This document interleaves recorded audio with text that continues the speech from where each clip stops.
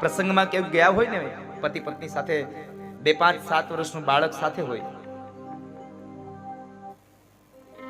જ્યારે બાળક સાથે હોય અને એ બાળકના પિતાજીએ સરસ મજાનું સૂટ પહેર્યું હોય,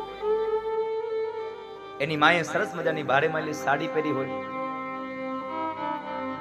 બાળકને પણ તૈયાર કરીને લઈ જાય,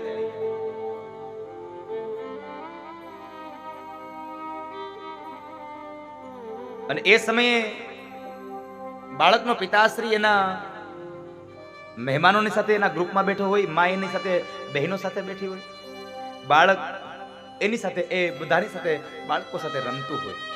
પછી બને એવું બરાબર કપડા ખરાબ કરે ને એટલે પછી સીધો એના બાપ પાસે દોડીને જાય.